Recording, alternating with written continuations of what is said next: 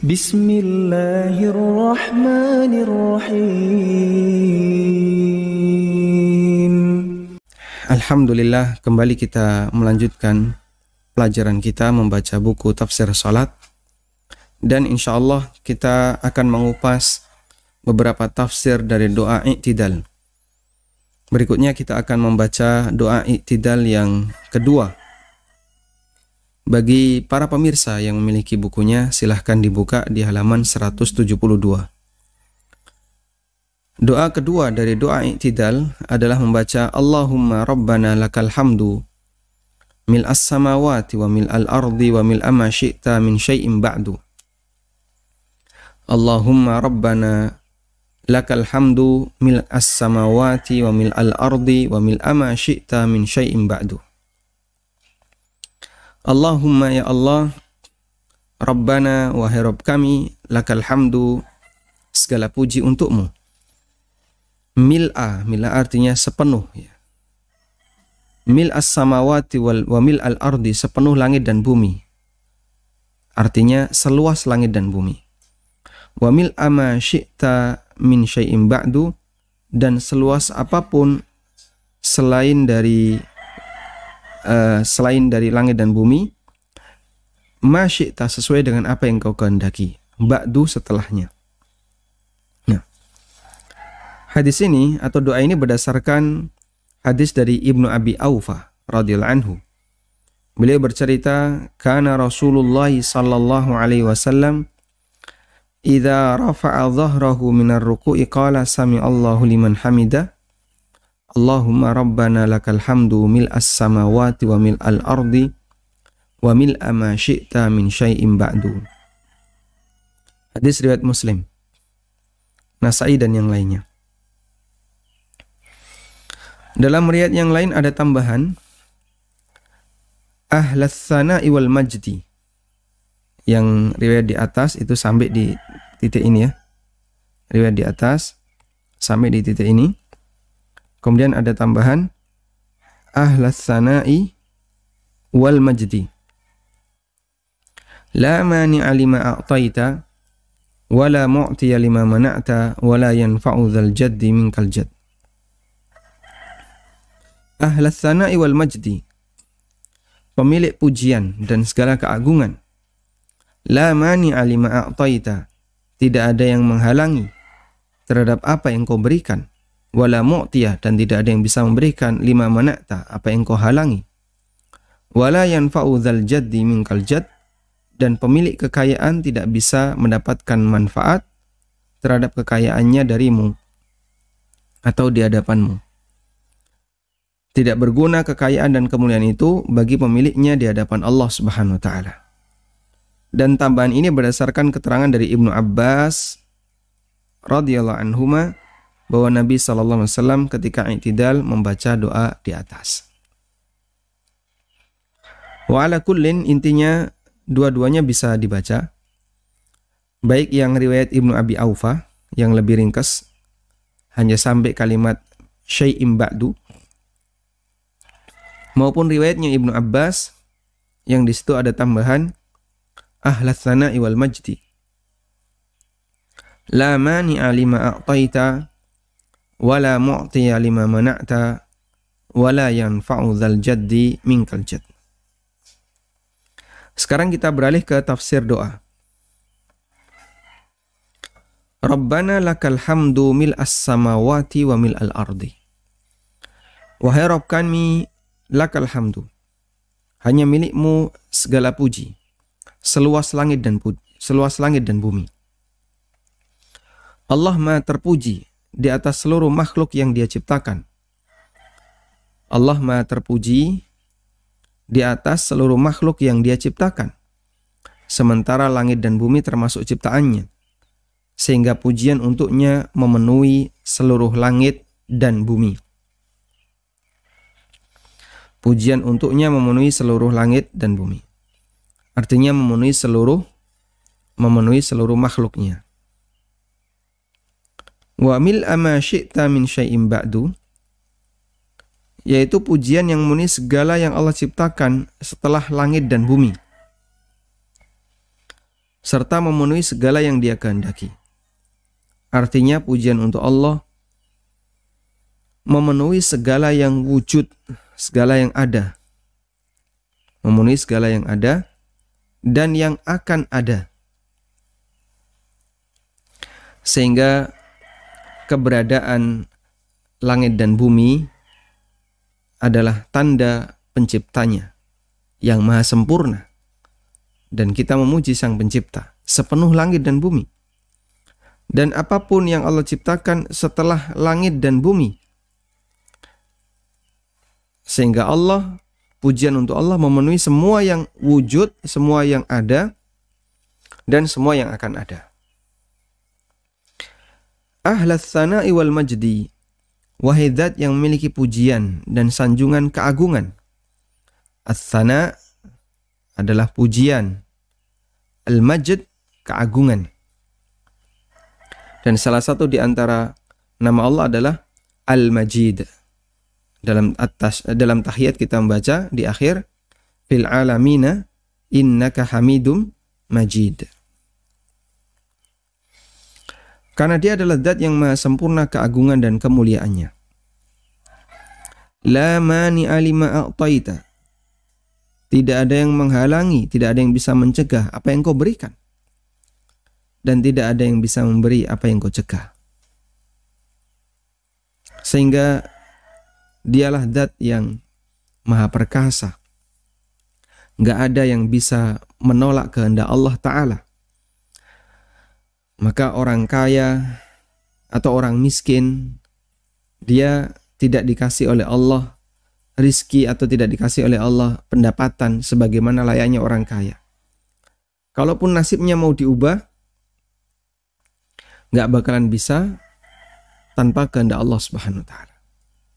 Demikian pula orang yang kaya, dia tidak bisa kemudian menularkan status kekayaannya kepada yang lain.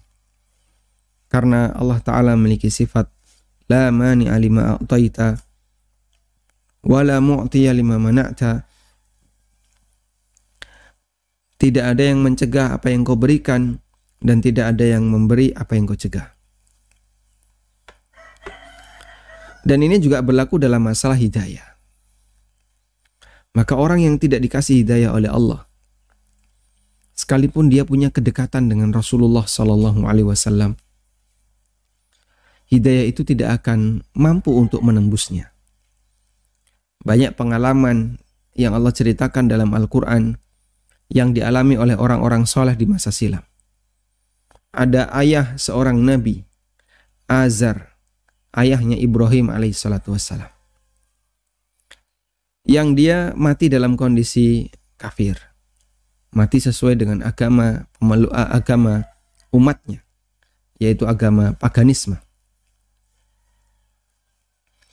Ada juga anak yang sangat dekat dengan ayahnya, tapi dia mati kafir, seperti anaknya Nuh alaihissalatu wassalam, yang dia mati tenggelam bersama orang-orang kafir. Demikian pula seorang wanita yang merupakan sangat dekat, istrinya Nabi Lot, istrinya Nabi Nuh. Sehingga kalau Allah tidak kasih hidayah, sekalipun dia punya kedekatan dengan sumber hidayah, yaitu para nabi, ketika Allah nggak kasih, la mu'tiya lima mana'ta, tidak ada yang bisa memberi apa yang Kau cegah. Dan itulah kekuasaan Allah Subhanahu wa Ta'ala. Syekhul Islam menjelaskan, membaca kalimat ini berarti hamba menyatakan keesaan Allah Subhanahu wa Ta'ala. Fa innahul mu'ti wal mani, dialah yang memberi dan dia yang mencegah. Tidak ada seorang pun yang bisa menghalanginya. Sehingga dialah satu-satunya yang punya kekuasaan mutlak. Al-Khattabi rahimahullah mengatakan, "Fahuwa yamliku al-man'a wal ata." Dialah zat yang memiliki kuasa untuk menahan nikmat dan memberi nikmat. Wa laisa man'uhu bukhlan minhu. Allah tidak kasih nikmat bukan karena Allah bakhil. Bukan karena Allah bakhil. lakin man'ahu hikmatan wa ata'uhu judun wa rahmatan. Namun man'uhu hikmatun, Allah memberi karena ada hikmah. Atau walakin man'uhu hikmatun, Allah menghalangi karena ada hikmah. Kenapa ini nggak dikasih? Kenapa ini dikasih hidayah, yang ini nggak dikasih hidayah? Tidak ada perbuatan yang sia-sia, karena Dia adalah Zat yang Maha Hakim. Sehingga Allah punya dua nama, Azizun, Hakimun. Allah Aziz dan Hakim. Nah, kita tulis ulang. Allahu Azizun Hakimun. Aziz artinya Dia Zat yang Maha Perkasa, nggak ada yang bisa menghalangi Allah. Mau berbuat apapun, orang nggak bisa menghalangi. Baik Allah memberi maupun Allah mencegah. Hakimun, namun Dia Zat yang Maha Bijaksana. Sehingga semua perbuatan Allah nggak ada yang sia-sia, didasari dengan hikmah. Nah, kata Al-Khattabi, Allah menghalangi, Allah mencegah. Laisa bukhlan minhu, bukan karena Allah bakhil. Maha suci Allah dari sifat bakhil. Lakin man'uhu hikmatun, namun Allah Ta'ala mencegah karena ada hikmahnya. Man'uhu hikmah. Wa ata'uhu judun wa rahmah. Sementara Allah memberi karena Dia adalah Zat yang Maha Pemurah dan Dia memiliki kasih sayang yang luas. Sehingga kita diberi nikmat iman, Masya Allah. Kita diberi nikmat mengenal manhaj yang hak. Kita diberi nikmat mau mengikuti sunnah Nabi SAW secara maksimal. Itu bagian dari kemurahan yang diberikan oleh Allah Subhanahu wa Ta'ala kepada kita. Itu adalah kemurahan, kedermawanan, dan rahmat.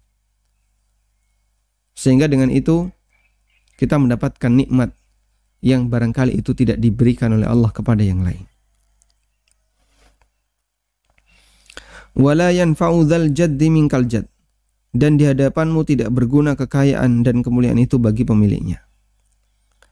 Yang bermanfaat bagi hamba adalah ketaatan dan amal soleh yang dia lakukan ikhlas karena Allah, bukan jabatan, bukan pula harta, bukan pula status sosial, bukan pula properti dunia yang lainnya.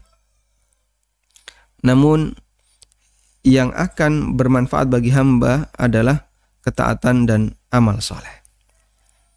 Allah Ta'ala berfirman, Yauma la yanfa'u malun wala banun illa man atallaha biqalbin salim. Pada hari di mana anak dan harta sama sekali tidak bisa memberikan manfaat. Yang bisa memberikan manfaat adalah illa man atallaha biqalbin salim. Selain orang yang datang kepada Allah dengan hati yang salim, hati yang pasrah, sehingga dia muslim lahir batin. Nah, maka orang ketika sadar seperti ini, dia tidak akan menjadi manusia yang tamak dan rakus terhadap dunia. Karena hakikat yang akan menyelamatkan dirinya kelak di hadapan Allah adalah ketaatan dan amal solehnya. Walhamdulillahirabbil alamin. Baik. Nah, jamaah yang dimuliakan Allah Subhanahu wa taala, seringkali orang mengatakan begini ya. Kita akan mengubah orang miskin jadi kaya. Bisa nggak kayak gitu? Itu mustahil. Allah berfirman dalam Al-Quran,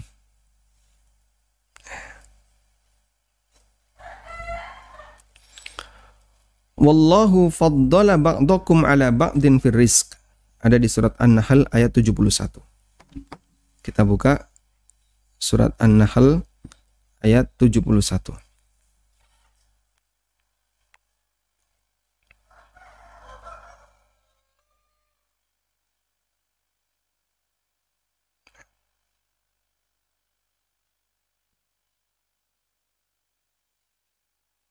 Baik. Wallahu faddala ba'dakum ala ba'din fir rizq. Allah memberikan kelebihan kepada kalian melebihi yang lain fir rizki, dalam urusan rizki. Sehingga ada yang dijadikan dia lebih kaya dibandingkan yang lain. Ini lebih miskin dibandingkan yang lain. Famal ladzina fuddilu biraddi rizqihim ala ma malakat aymanuhum fahum fihi sawa. Maka orang yang dikasih kelebihan oleh Allah berupa rizki, dia nggak bisa untuk menolak rizki itu. Lalu diberikan kepada budaknya, fahum fihi sawa. Setelah itu dia punya status yang sama. Itu nggak bisa. Afa bi ni'matillahi yajhadun? Apakah kalian akan atau mengapa kalian itu menentang nikmat Allah Ta'ala? Jadi kadang ada sebagian orang yang begini ya. Andaikan kemiskinan itu berupa makhluk hidup, maka akan aku sembelih, biar tidak ada kemiskinan di muka bumi ini. Saya pernah baca sebuah buku, Ali bin Abi Thalib pernah mengatakan, andaikan kemiskinan itu berupa makhluk yang hidup, maka akan aku sembelih. Biar kita bisa mengentaskan kemiskinan dari seluruh permukaan bumi ini. Dan saya sangat yakin kalimat ini nggak benar dari Ali bin Abi Thalib. Cuman orang menisbahkan itu kepada Ali bin Abi Thalib. Karena tidak mungkin orang itu bisa mengubah nasib orang lain. Nasib dirinya saja dia nggak bisa mengubah, apalagi mengubah nasib orang lain. Sehingga kaya, dia tidak bisa menularkan nasib kekayaannya ke yang lain. Orang yang punya jabatan, dia nggak bisa menularkan jabatannya ke yang lain. Masing-masing diberi oleh Allah Subhanahu wa Ta'ala sesuai dengan apa yang dia kehendaki. Karena itulah Allah Subhanahu wa Ta'ala ajarkan agar jangan sampai kita itu merasa iri, berangan-angan untuk mendapatkan kelebihan yang ada pada diri orang lain berupa kelebihan dunia. Allah berfirman, "Wala tatamannaw ma faddalallahu bihi ba'dakum 'ala ba'd." Janganlah kalian berangan-angan untuk mendapatkan apa yang Allah berikan, kelebihan yang Allah berikan kepada yang lain. Sehingga kadang ada orang tuh, Masya Allah ya, dia dalam bayangannya selalu ingin mendapatkan apa yang ada di tangan orang lain. Wala tatamannaw. Allah larang hal ini. Ada di surat An-Nisa ayat 32. Kita beralih ke surat An-Nisa ayat 32. Baik. Jadi jamaah merenungkan ayat-ayat Al-Quran itu Masya Allah akan memberikan pengaruh besar dalam hidup kita. An-Nisa ayat 32. Wala tatamannaw ma faddalallahu bihi ba'dakum 'ala ba'd. Janganlah kalian berangan-angan untuk mendapatkan kelebihan yang Allah berikan kepada yang lain. Lirijali nasibum mimma iktasabu walin nisa'i nasibum mimma iktasabat. Lelaki punya jatah sesuai dengan apa yang dia usahakan, demikian pula wanita punya jatah sesuai dengan apa yang dia usahakan. Dan kalau kamu ingin mendapatkan yang lebih, was'alullaha min fadli. Silahkan minta kepada Allah. Mintalah karunia dari Allah Subhanahu wa Ta'ala. Sebenarnya konteks ayat ini berbicara tentang adanya wanita yang dia iri kepada lelaki. Sehingga dia komentar, kok enak dadi wong lanang, enak dadi lelaki. Tapi irinya ini, dan ini terjadi di zaman Nabi SAW, irinya ini berkaitan dengan urusan agama. Lelaki itu dia bisa jihad, dia bisa berangkat haji tanpa mahram, dia bisa bekerja lalu dia bisa ngasih nafkah, dia bisa berinfak, dia bisa bersedekah, dia bisa bayar zakat. Lah wanita bisa apa? Wong dia nggak bekerja, dia nggak bisa jihad sebagaimana lelaki. Artinya secara amal kurang. Lalu Allah Ta'ala turunkan ayat ini. وَلَا تَتَمَنَّوْا مَا فَضَّلَ اللَّهُ بِهِ بَعْضَكُمْ عَلَى بَعْضٍ. Janganlah kalian berangan-angan, ya. Janganlah kamu iri hati terhadap apa yang dikaruniakan Allah kepada sebagian kamu lebih banyak dibandingkan sebagian yang lain. Sehingga wanita yang berangan-angan ini ingin jadi lelaki dilarang oleh Allah Subhanahu wa taala. Belum lagi angan-angan wanita untuk jadi lelaki karena urusan dunia. Itu lelaki enak ya. Warisan dapat jatah 2 dibandingkan wanita. Kemudian persaksian lelaki 2 kali dari persaksian wanita. Dan beberapa kelebihan yang diberikan oleh Allah Subhanahu wa taala. Lalu muncul seperti itu. Baik. Ada jamaah ya, ibu-ibu ya, yang bingung gitu ya. Jadi Pak Ustadz, suami saya bisa beramal, bisa sedekah, bisa infak, bisa wakaf. Dan saya bisa apa? Kalau kemudian, karena ini ibu rumah tangga, dia nggak bisa bekerja dan nggak punya harta. Kalau kemudian istri ketika mau berinfak harus minta izin suami, dan itu pun kalau suami nggak mengizinkan maka dia nggak bisa. Terus nanti istri dapat pahala apa? Maka sebenarnya jawabannya cukup mudah ya. Ibu tenang saja.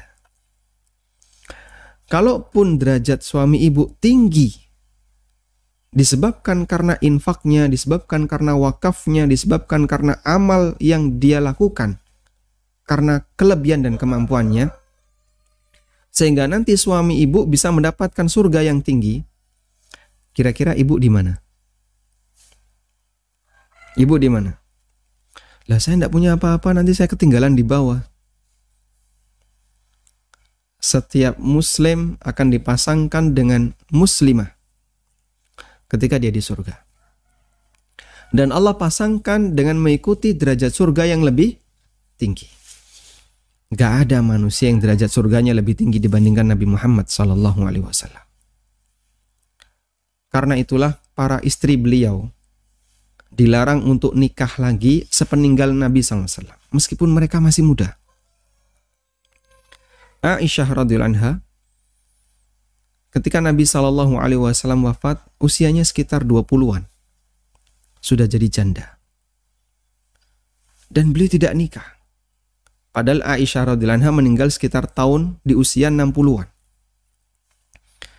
Sehingga beliau bersabar untuk bersendirian di usia yang masih muda. Karena para istri Nabi SAW, mereka akan menjadi pendamping Rasulullah SAW ketika di surga.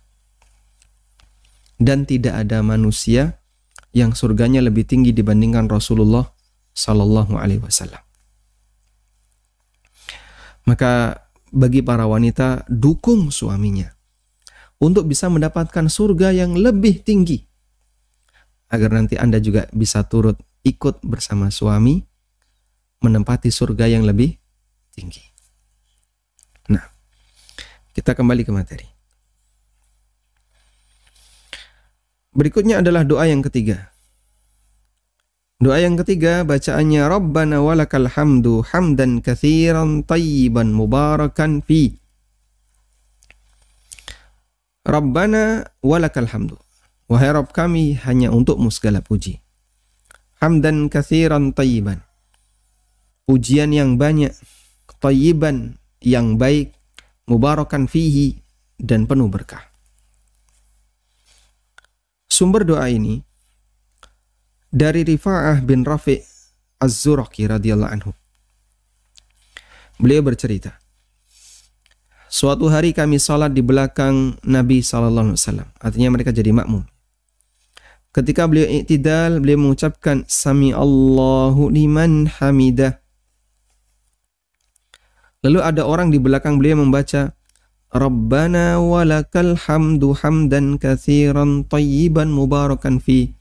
Suaranya agak keras sehingga didengar oleh Rasulullah SAW yang beliau jadi imam. Seusai sholat Nabi SAW bertanya, siapakah yang membaca doa ini tadi? Maka sahabat tadi menjawab, saya ya Rasulullah. Kemudian Nabi SAW bersabda, Ra'aitu bid'atan wa thalathin. Aku melihat ada bid'atun itu adalah angka dari 3 sampai 9. Sehingga orang Arab kalau menyebut 20 sekian, itu bid'atun wa ishrun.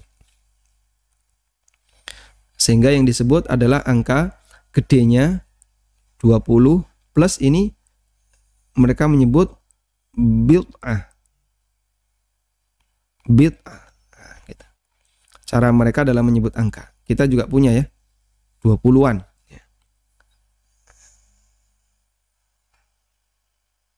Baik. Disebut gedenya, kemudian satuan kecilnya hanya disebut bid'ah. Saya nggak pasti, yang jelas belasan, bid'ata asyar. Ra'aitu bid'atan wa thalathin. Aku melihat ada 30 lebih malaikat. 30-an malaikat. Yabtadirunaha, yang mereka berebut untuk mengambil doa ini. Ayyuhum yaktubuha awal. Siapa di antara mereka yang akan mencatat pertama kali? Hadis riwayat Malik dalam Muwatta dan riwayat Bukhari. Masya Allah. Kenapa mereka berebut untuk mencatatnya? Karena ini amal yang mulia, sehingga mereka ingin, merekalah yang akan mengantarkannya kepada Allah Subhanahu wa taala. Maka mereka pun berebut untuk mencatatnya. Dan dohirnya 30 lebih malaikat ini bukan malaikat pencatat amal yang disebut oleh Allah ma yalfidhu min qaulin illa ladaihi raqibun atid. Tidaklah orang itu mengucapkan satu kalimat apapun kecuali di situ ada malaikat yang raqibun, selalu mengawasi, atidun, dan selalu hadir. Dohirnya bukan itu, karena malaikat raqibun atid itu jumlahnya 2, ada yang mencatat kebaikan dan ada yang mencatat keburukan. Sehingga wallahu a'lam, mungkin ini malaikat yang lain yang mereka ingin mencatat doa ini dan mau mengantarkannya kepada Allah Subhanahu wa taala. Intinya dalam doa ini terkandung apa? Pujian yang diberikan oleh Nabi SAW untuk orang yang membacanya, karena sampai malaikat berebut untuk mencatatnya. Nah, kita coba lihat tafsir doa. Hamdan katsira. Pujian yang banyak. Pujian yang tidak berbilang. Tidak ada batas jumlahnya. Karena dia zat yang berhak untuk mendapatkan semua bentuk pujian. Sehingga Allah Subhanahu wa taala Maha terpuji apapun kondisi hambanya. Ini catatan yang kemarin ya. Allah Maha terpuji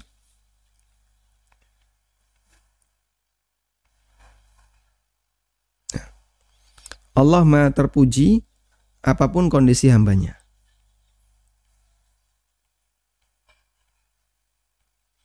Allah Maha terpuji karena 2 hal. Pertama, karena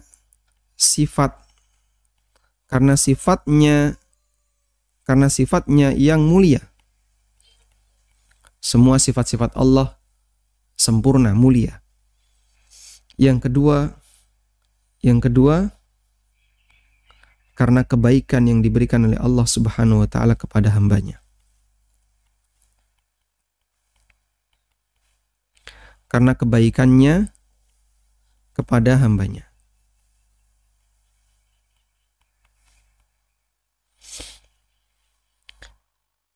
Sehingga kalau misalnya hamba sedang dapat musibah, anggaplah bagian yang kedua ini dia nggak dapat misalnya, tapi dia tetap terpuji karena dia memiliki sifat-sifat yang mulia, memiliki nama yang indah, sifat yang mulia. Karena itulah Nabi SAW ketika mendapatkan nikmat beliau membaca apa?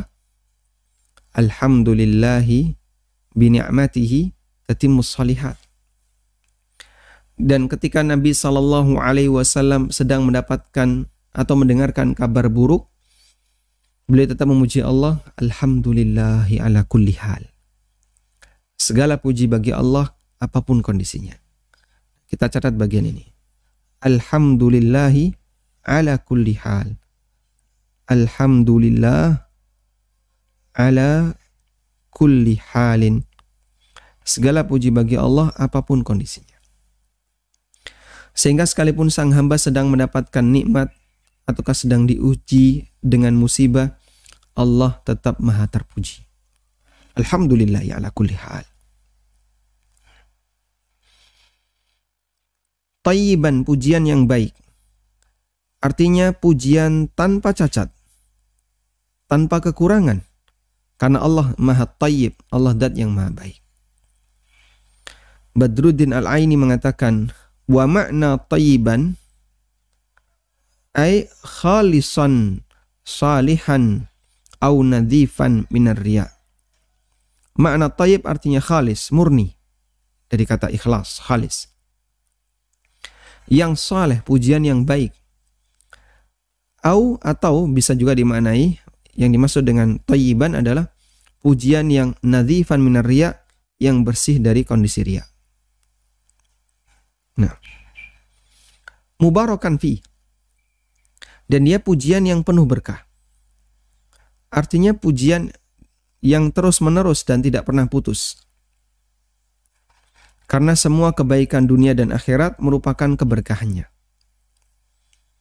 Dalam Aunul Ma'bud dinyatakan, hamdan dza barakatin daiman la yanqati. Pujian yang memiliki keberkahan, yaitu terus menerus, yang tidak pernah putus. Karena kata barokah, kata barokatun,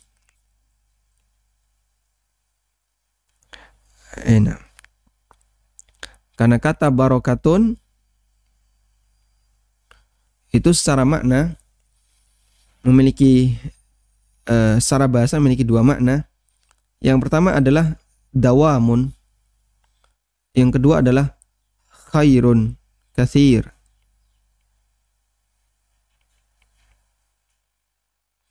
Yang pertama adalah terus menerus, sehingga sesuatu yang langgeng itu berarti berkah. Yang kedua, kebaikan yang banyak, sehingga sesuatu yang menghasilkan kebaikan yang banyak itu adalah sesuatu yang berkah. Makanya sumur dalam bahasa Arab disebut dengan birkah. Birkatun, karena sumur itu memberikan banyak kebaikan berupa air yang terus nyumber. Sumur itu memberikan banyak kebaikan dan dawam, dia terus menerus. Makanya sumur kita, Masya Allah ya, sekalipun airnya diambil terus, gak sat-sat, tidak kemudian surut. Ya, kalaupun surut itu karena musim kering misalnya. Nah, sehingga dia disebut berkah karena banyak memberikan kebaikan dan terus menerus. Maka keberkahan untuk Allah Ta'ala, pujian untuk Allah adalah keberkahan, pujian yang mengandung keberkahan dalam arti terus menerus. Li'anna ni'amahu, karena nikmat-nikmatnya, la yang qati', tidak pernah terputus anna dari kita. Fayambagi ayyakuna hamduna ghairu munqati'in aidan walau niyatan wa'tiqadan. Kata beliau, ini bisa kita catat ya, saya bacakan terjemahannya. Karena nikmat Allah kepada kita tidak pernah putus, sehingga selayaknya pujian kita juga tidak pernah putus, meskipun hanya sebatas niat dan keyakinan. Dan keyakinan yang mengandung pujian adalah aqidatut tauhid, iman yang ada pada diri kita. Maka iman kita selalu mengagungkan Allah. Dan orang yang punya niat yang baik untuk selalu mengagungkan Allah, Allah akan berikan dia catatan amal berniat yang mulia. Dan itulah kelebihan bagi seorang mukmin. Nah, kemudian doa yang keempat. Kita masih punya satu doa lagi, kita selesaikan ya. Adalah membaca li rabbiyal hamdu. Dan ini diulang-ulang ya. Makanya saya kasih titik-titik ini untuk menunjukkan jumlah yang tidak tertentu.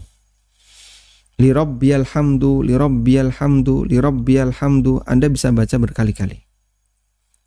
Segala puji hanya milik Rabbku. Bacaan ini berdasarkan hadis dari Hudzaifah radhiyallahu anhu.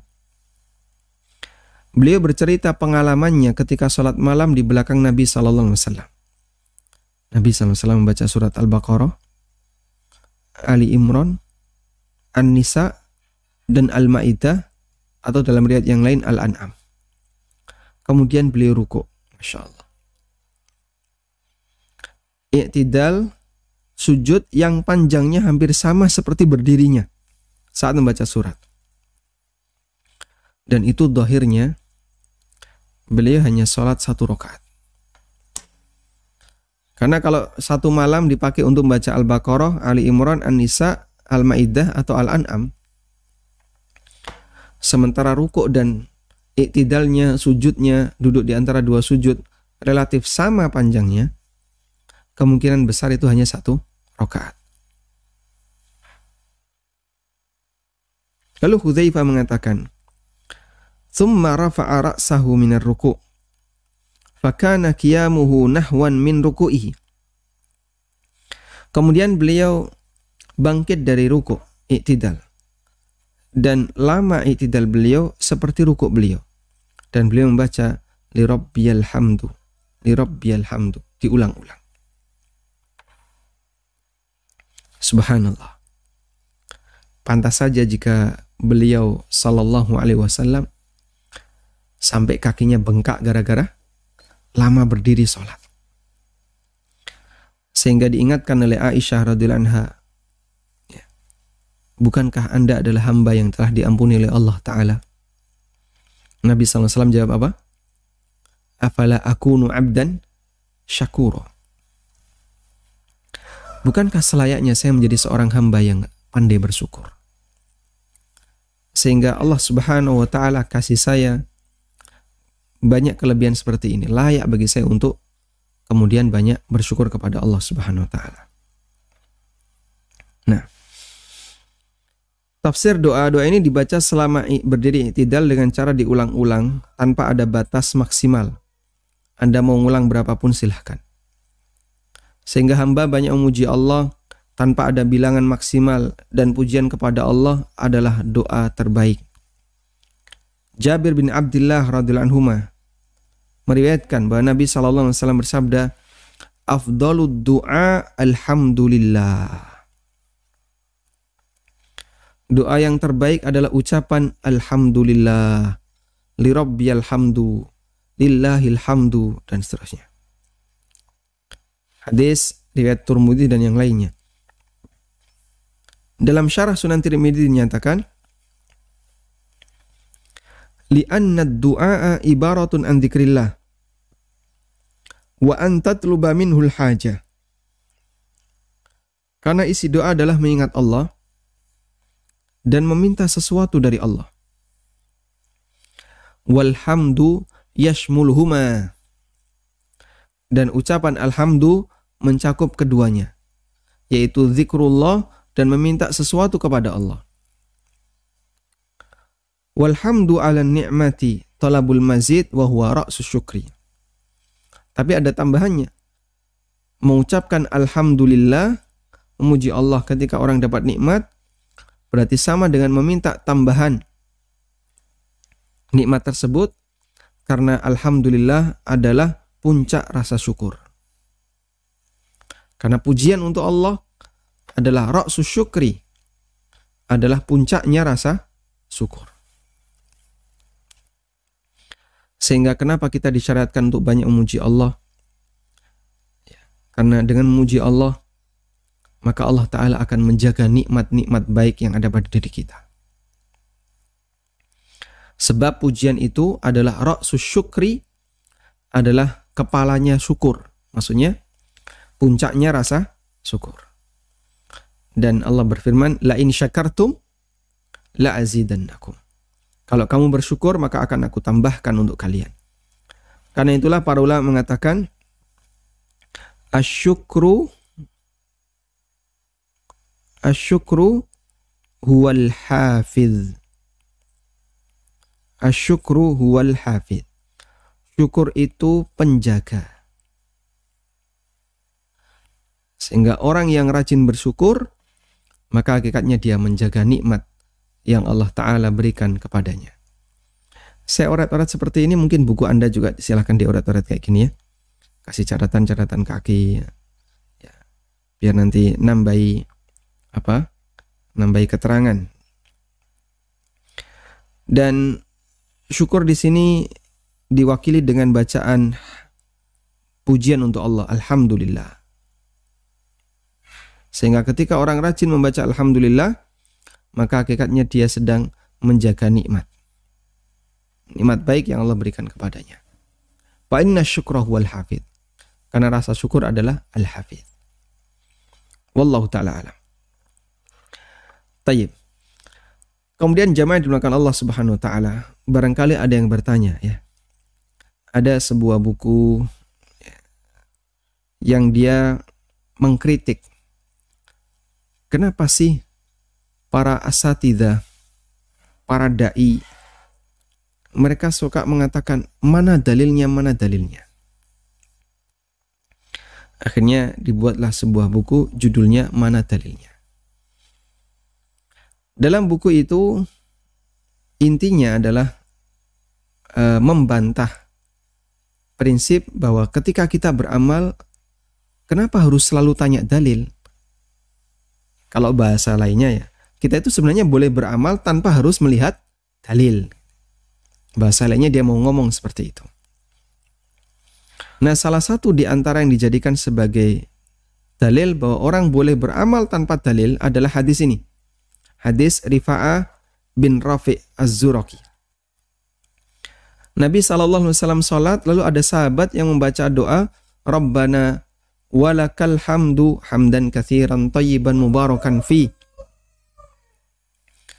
Kemudian Nabi SAW baru bertanya, siapa yang membaca doa tadi?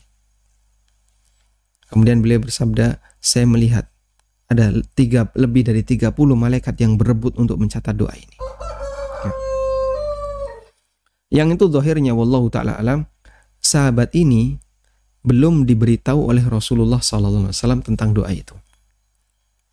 Artinya apa, Pak? Itu kan berarti inisiatif pribadi. Artinya itu inovasi pribadinya. Bukan berdasarkan dalil. Baik. Betul, andaikan ini adalah inovasi pribadi, inisiatif pribadi sahabat itu. Bukan dari hasil apa yang diajarkan Nabi SAW. Andaikan betul demikian, meskipun masih ada kemungkinan tidak. Karena sahabat ini ketika membaca, Nabi SAW hanya bertanya, siapa yang baca doa ini? Ada kemungkinan doa itu sudah pernah diajarkan oleh Nabi SAW. Lalu beliau baca ketika sedang sholat. Dan ada kemungkinan sahabat ini tidak diajari, tapi beliau membaca sendiri doa itu. Baru setelah itu mendapatkan pujian dari Nabi SAW. Baik. Andaikan kita mengambil kemungkinan bahwa sahabat ini tidak diajari oleh Rasulullah SAW, apakah ini bisa jadi dalil bagi kita untuk boleh berkreasi dalam amal? Jawabannya, bedakan antara zaman wahyu dengan zaman setelah wahyu berhenti.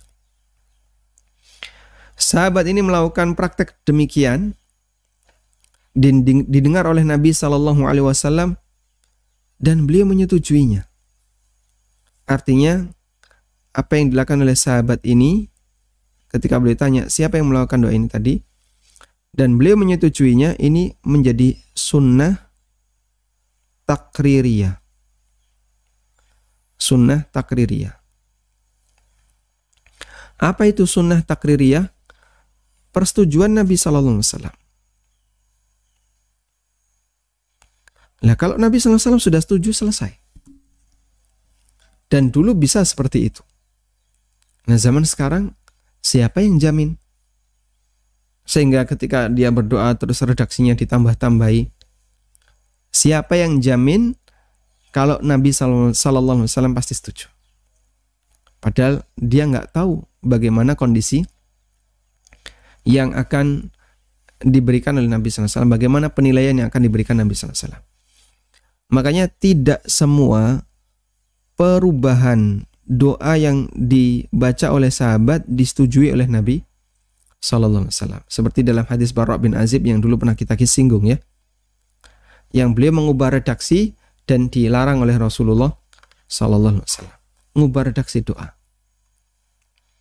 Karena itu kesimpulannya adalah bahwa kalaupun kita menjumpai ada praktek sahabat yang kelihatannya itu tidak diajari Nabi Sallallahu Alaihi Wasallam, maka Anda perlu ingat itu terjadi di zaman wahyu, dan ketika Nabi Sallallahu Alaihi Wasallam setuju, berarti itu jadi sunnah takririyah. Dan kalau beliau nggak setuju, pasti akan beliau alihkan ke doa yang lain. Wallahu ta'ala alam. Demikian yang bisa kita bahas, semoga bermanfaat. Wassallallahu ala nabiyyina Muhammadin wa ala alihi wa sahbihi wasallam.